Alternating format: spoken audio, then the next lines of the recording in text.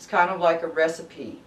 You know, you have a cake, and in the physical, you know, you have to measure everything and go by certain steps to produce the cake. But the recipe for the cake, the design of the cake, which is like the meaning, the design of the cake and how it works and how it's put together, is all there at once. All the steps in the meaning are all there at once. You can go in there and you can look at just the baking degree for the, you know, you can look at the temperature for the oven that you're going to bake it at. Or you can look at how many cups of flour it's going to take. You don't have to go in any particular order when you're looking at the design. That's the big picture view. The whole design is there all at once. And I think the reason that we don't pay more attention to the design, to the meaning, is because we're caught up in the physical.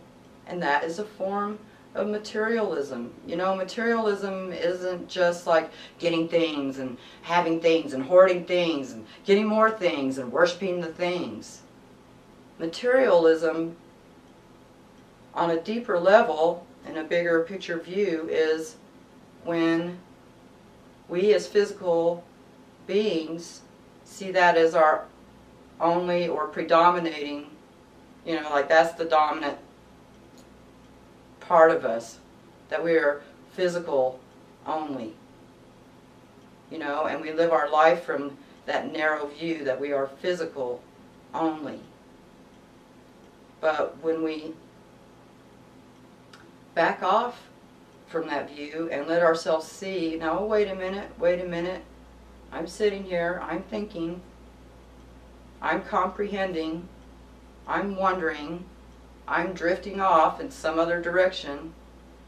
All these things are non-physical and they're still me. It's my focus of attention that's wandering off. Or it's my focus of attention that's looking at a particular idea. And it's the same thing with our spirit. We're always living a meaning. We're always living a particular meaning and the expressions that go with that meaning, and they show up in our psychological life, and then they register and are projected in our physical life. This is how I see it working.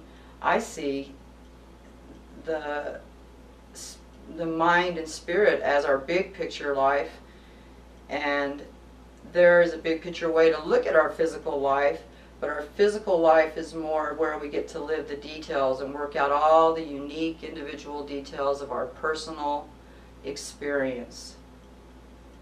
Just like the fear thing, you know, like all humans experience fear when they're expressing fear, but we all express it differently, you know. We all have our own way of expressing fear.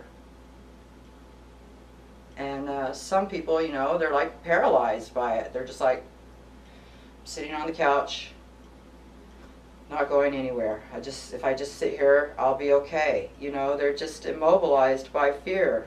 Yes, I'm on a couch, but I do leave my couch from time to time. That's where I'm talking to you, is from my couch. But that was not that's not the coping mechanism I developed with fear. The way I expressed fear was to try to get bigger than it. That's the way I reacted to fear. But I was feeling fear in the reaction, and I didn't want to feel it. So for me, what I did was I used arrogance and anger to try to be bigger than the fear, to try to get bigger than it. And it made me feel bigger. The arrogance made me feel bigger because You know, it was my shield. It was like, no, fear can't get to me because I'm right. And I know I'm right. And not only am I right, but my ideas are far superior to the ideas I see other people having. So I'm extra right. You know, fear triggered me. I didn't like feeling the fear. And so I adopted this, like, I won't be afraid because I know so much, you know. But when the fear managed to get through my shield, my arrogance shield, and I whipped out my big anger sword, big, giant, raging anger sword. And again, I try to be bigger than fear. I'm bigger than you. I'll beat you down, you know. Stab you, you know. And filling myself with all that rage and adrenaline, yeah, I didn't feel the fear while that was happening, but man, too many years of that arrogance and anger, too many years of that combo, and I got to a place finally where I was like, I can't do that anymore, you know, I can't do that. And so when you don't have anything left to cope with fear, you actually have to sit down with fear and face it. I don't mean like facing your fears of heights or your fears of being abandoned or, you know, specific fears. I'm talking about sitting down with fear and understanding, you know, in the big picture, what is fear?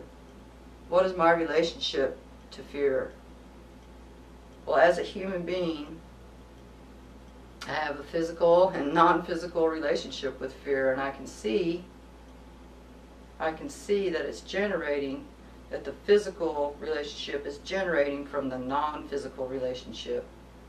When I look at the meanings of fear, and when I look at what fear is an expression. Fear is an expression that a human can, you know, use in their life to have that experience, to have the experience of fear.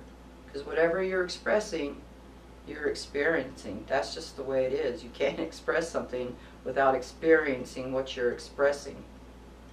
So I came to see that fear is an expression.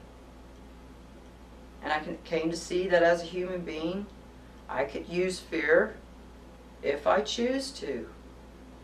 But I don't have to. I'm not obligated to. I'm not bound to use fear. And when I saw it that way, something happened. I wasn't trying to be bigger than fear anymore, but I wasn't smaller than fear. I was on equal ground.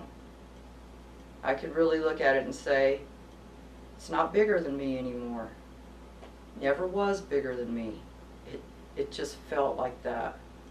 It felt like that when I didn't understand, you know, the bigger picture view of it. And that really set me free, because I really came to see that anger and arrogance are expressions that I can use and experience if I choose to, but I don't have to. And I came to see that depression is an expression that I can use, but if I don't want to, I don't have to.